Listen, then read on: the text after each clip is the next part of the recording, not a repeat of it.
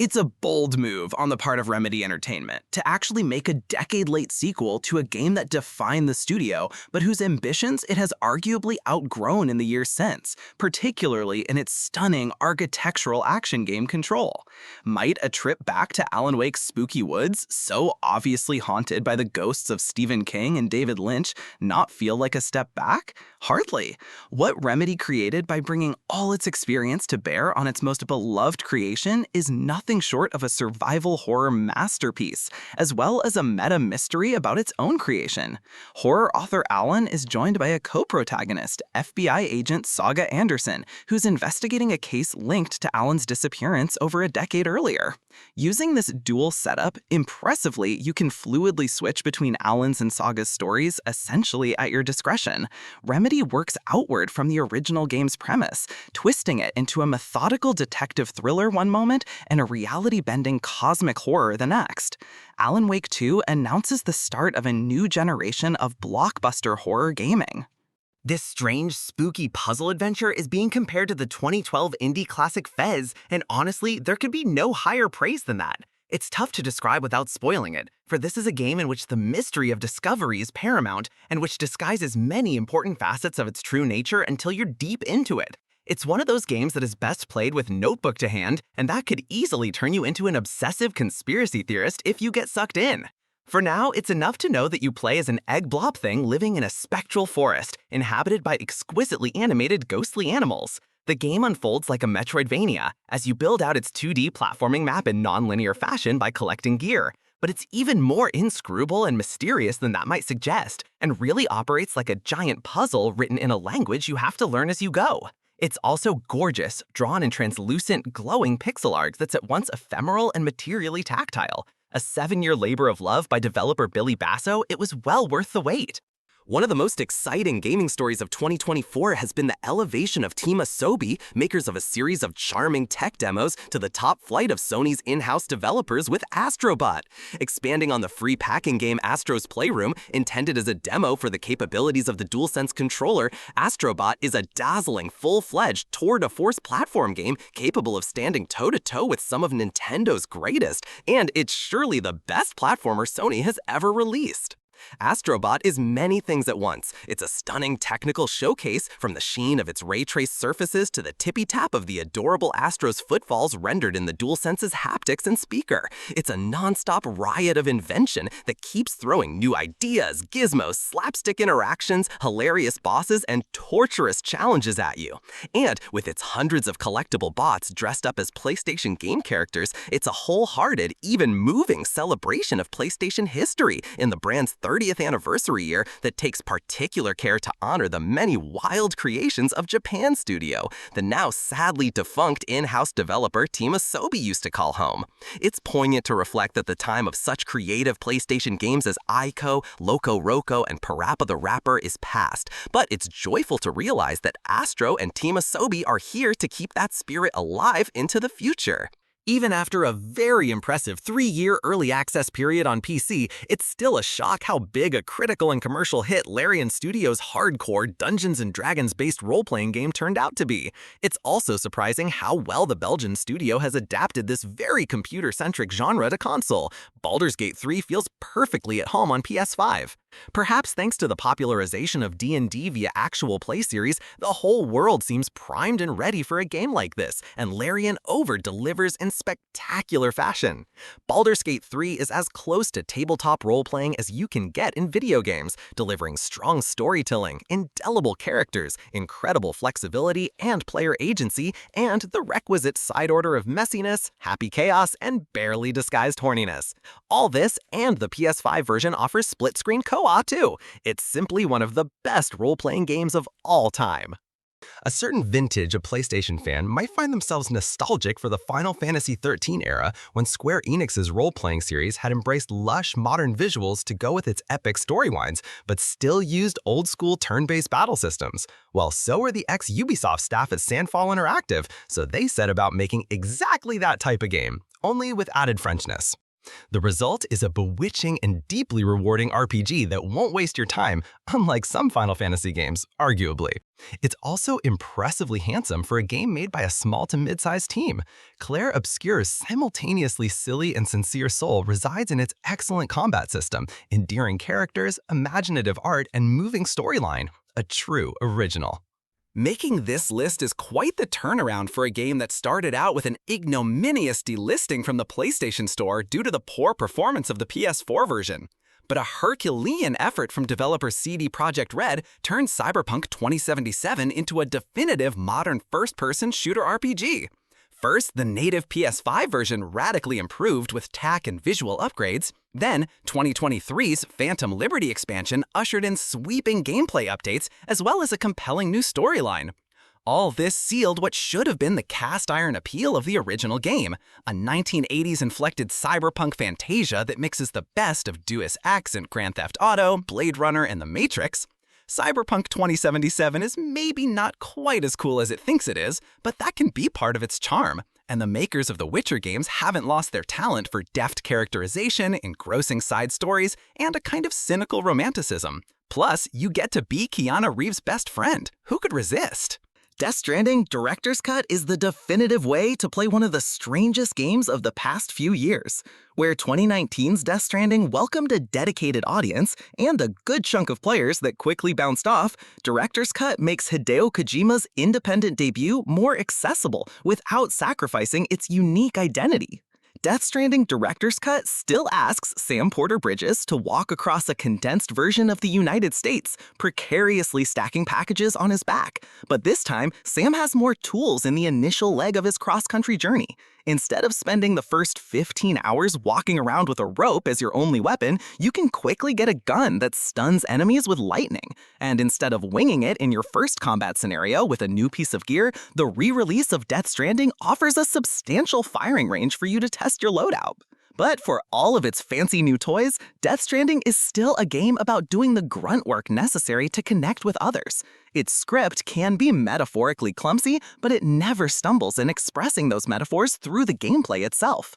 Nobody has ever accused Hideo Kojima of subtlety, but it's Death Stranding Director's Cut's smallest changes that make it so much easier to recommend.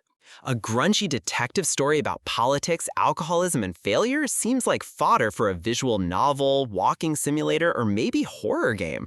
But in fact, Disco Elysium by Estonian art collective Zaum is a role-playing game, and a very, very good one.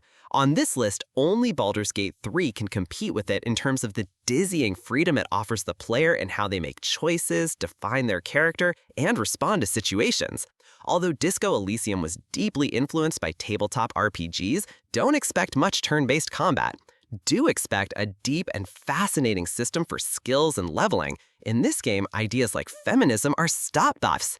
And do expect to build and explore your detective character's psychology and worldview through tortured, sometimes amusingly overwritten internal dialogues with different aspects of his own psyche. The backdrop is a noirish murder mystery in a dilapidated town that's part 1970s, part steampunk. Disco Elysium is utterly idiosyncratic. There's nothing else like it, and probably never will be. The intricate, demanding action RPG format from Software started with Demon's Souls gets blown out into an epic open-world adventure in Elden Ring and miraculously loses nothing in the transition. What it gains is sheer scale, breadth to go with the traditional Souls-like depth, as well as a sense of freedom and discovery that the warrants of the Dark Souls games could never provide. But it's still as mysterious and sorrowful as fans of From's string of dark fantasy masterpieces have come to expect. You have to be up for a challenge. Elden Ring is still not an easy game, although like its predecessors, its difficulty has been overstated. This is, as ever, a game in which patience, restraint, and planning will take you just as far, if not further, than razor-sharp reactions, even in some of the most testing boss encounters in gaming history. But the openness of Elden Ring's world and the sheer flexibility of its class designs make it From's most inviting game to date, without sacrificing any of its imposing stature. A modern classic! Final Fantasy XIV is the only massively multiplayer role-playing game to truly emerge from World of Warcraft's shadow, and to rival Blizzard's game for popularity in 20 years. It almost never happened. On its original launch in 2010, it was a disastrous failure, but Square Enix doubled down and enlisted producer Naoki Yoshida to relaunch it in a completely revamped version in 2013. Moving from PlayStation 3 to PS4 and now PS5 over that time, it has steadily built in reputation and popularity, and it can now be considered one of the all-time titans of the genre. Gaming has rarely seen a comeback story like it. The reasons for its success aren't complicated, but they must have been near impossible to pull off. It's a beautiful world with strong storylines and appealing characters, deeply grounded in Final Fantasy lore and fan service. It's a solid MMORPG with great flexibility and individuality in the character classes, and fun PvE dungeons and raids. It puts players first, even implementing a story mode that allows players to solo climactic multiplayer content. And the trickiest feat of all, it plays beautifully on console, something no other MMORPG has managed. Admittedly, there's a fun novelty value in putting a former Xbox exclusive on our list of best PS5 games, but I'm not trolling. The arrival of the superlative open-world racing series on Sony's system is a genuinely huge moment for PlayStation gamers. I've reviewed every entry in this series and racked up hundreds, if not thousands of hours of play across them all. Trust me when I say these have been the best, most accessible, and most purely enjoyable racing games around for over a decade, give or take a Mario Kart. Playground Games' recipe is simple enough: a spectacular open-world landscape drawn from real-life locations, an upbeat festival vibe, a cool car list that's been curated with thought and imagination, slick tech and gorgeous graphics, entertaining car physics that are just the right side of credible, and an absolute mountain of stuff to do, which includes a wide variety of on- and off-road racing, but also chill exploring. Recently, the games have also had robust, long-term live service support. Forza Horizon 5, which sets players down in the arresting landscape of Mexico, deserves to be a big hit in its new adopted home. Santa Monica Studios' grandstanding cinematic beat-em-up is the latest perfection of a certain kind of high-gloss, low-brain cell entertainment Sony has always done so well. That's not to say it's not clever. There's a very good, well-balanced action game in here, which interlocks neatly with some understated but satisfying RPG-like character advancement. There's also a smart script that assembles a lovable family of weirdos around our gruff, god-killing hero, Kratos, as it explores the soapier side of Norse mythology. And it's topped off with the absolutely inspired casting of Richard Schiff, the West Wing's Toby, as an irritable, grousing Odin. It's just that it all goes down so easy, intentionally so. This isn't Baldur's Gate 3 or Elden Ring. It's a largely on-rail spectacle full of delightfully brainless button-mashing, surprisingly touching acting, and a steady drumbeat of big moments to keep you alert. It also looks incredible, considering it was a cross-generational release with PlayStation 4. Just an extremely solid blockbuster.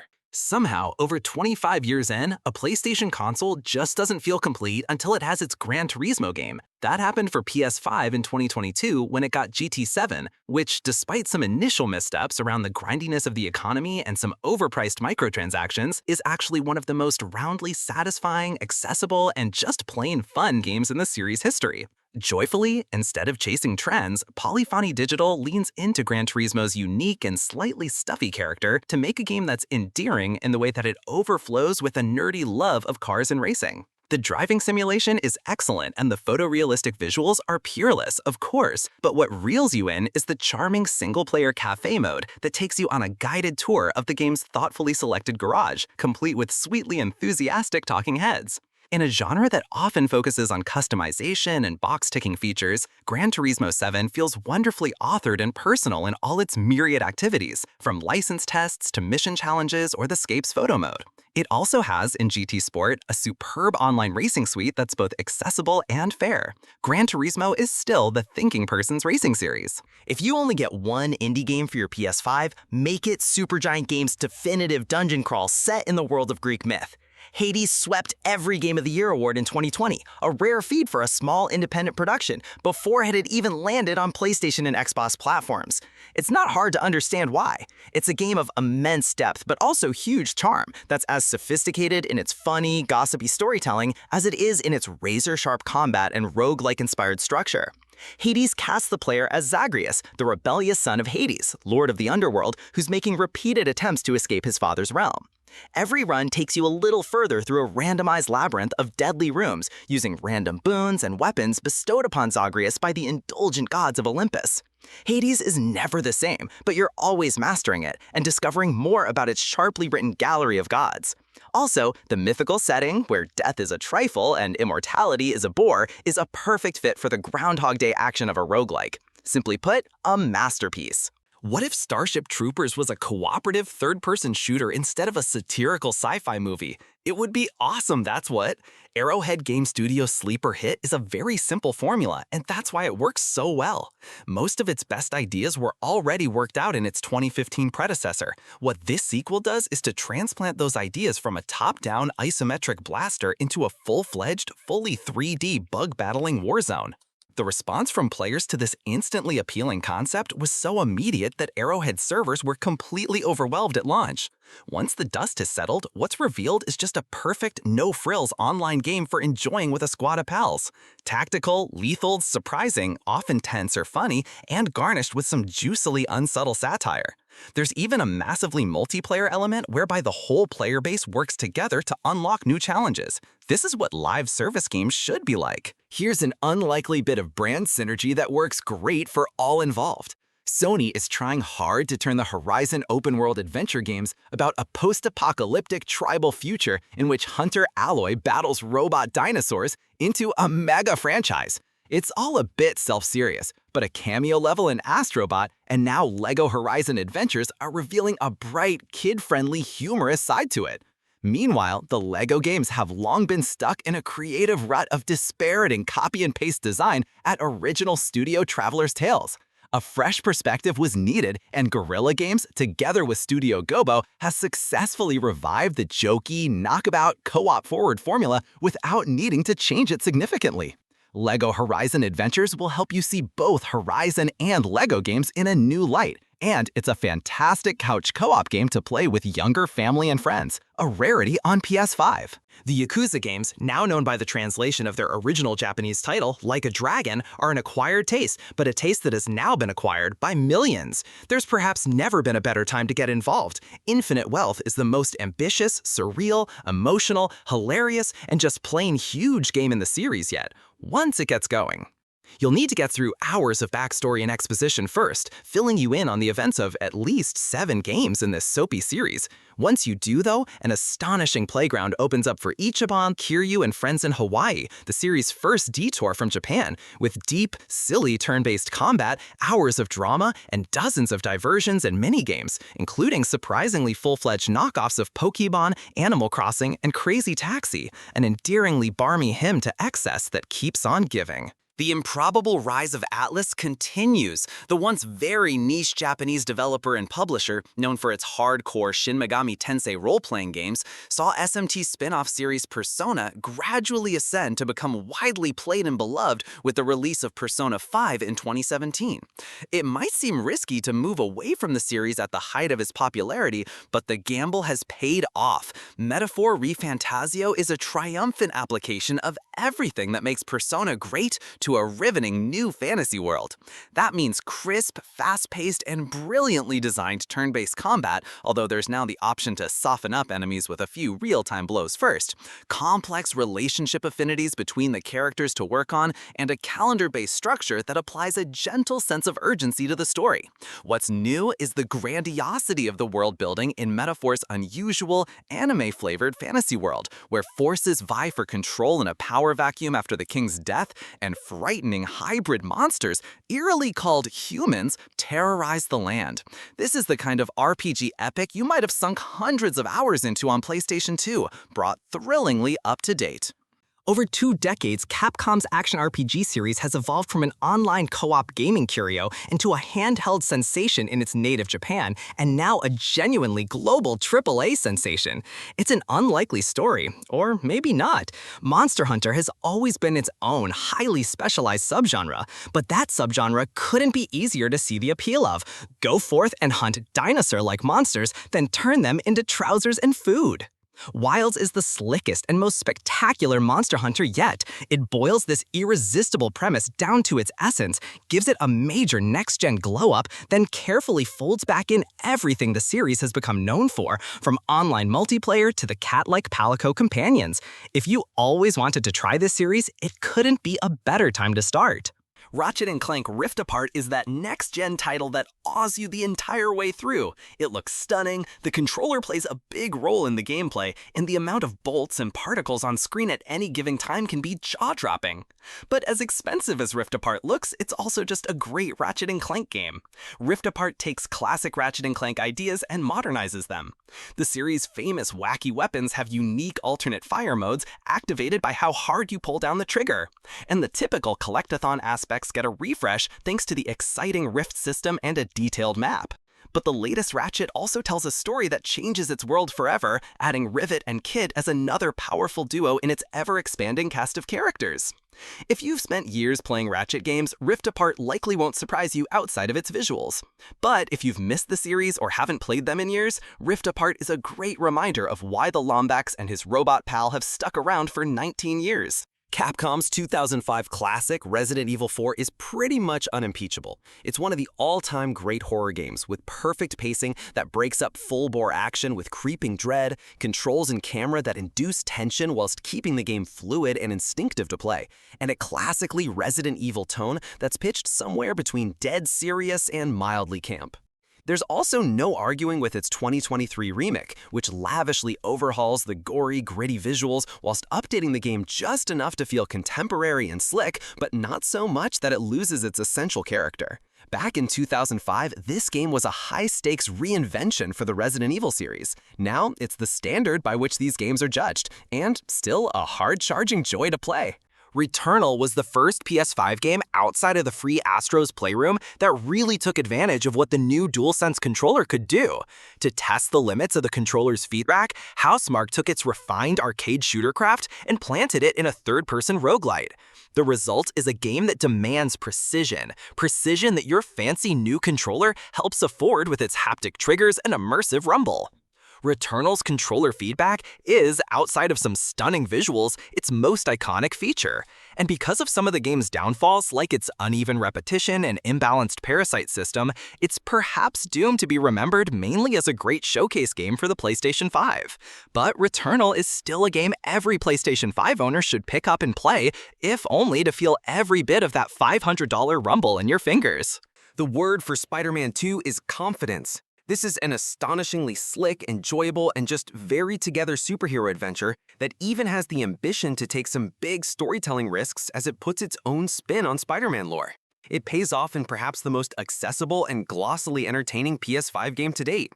At its core, this is an iteration on and combination of what worked in the first Spider-Man and Miles Morales, getting great mileage from bringing the two heroes together.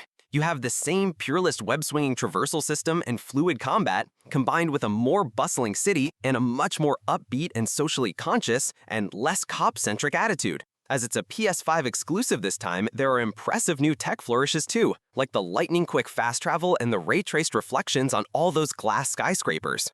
But what really makes Spider-Man 2 come out swinging is Insomniac's greater confidence as a storyteller, taking on perhaps the ultimate Spider-Man storyline, the advent of the symbiotes and Venom, and twisting it into an even more potent form, staging some unforgettable set pieces along the way. There's so much to love about Capcom's textbook revival of its fighting game champion, the deep, rewarding combat system, the plethora of ways to play, the series' best lineup of old and new characters, and the gloriously extravagant, pugnacious, and characterful design and animation that brings it all to vivid life. It's absolutely a new high watermark in fighting games, but the best part of it is that it's also a revolution in accessibility for the genre. Street Fighter VI introduces a number of important innovations aimed at opening up this sometimes intimidating competitive gaming space. There's the World Tour campaign that patiently teaches you the fundamentals as you level up a custom fighter. And there are also new control schemes, the streamlined modern setup, and the assisted button-mashing dynamic mode, designed to welcome players of every skill and experience level into the fray. As much of a blast as a casual party game as it is in ranked online play, Street Fighter VI is the first fighting game in a very, very long time that can claim to be for everyone. Tetris Effect is the greatest puzzle game of all time, perhaps the greatest game of all time, period. As reimagined by Sega's former Trance Master-in-Chief Tetsuya Mizuguchi, the author of such minimalist trips as Rez and Luminous. On paper, Tetris Effect is very close to the latter, a puzzle game that yokes the block-matching action to a metronomic techno beats. In spirit, though, it's more like the former, an almost spiritual, transcendental audiovisual experience that sweeps the player into a higher state of mind.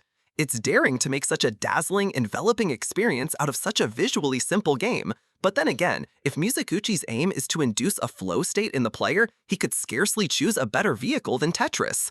Alexei Pajatinov's design is so simple and satisfying that it operates on an almost subconscious level, and almost 40 years on, its global familiarity has become a virtue that dovetails nicely with Mizuguchi's themes of universality and hope, a stunning, transporting reinterpretation of an all-time classic.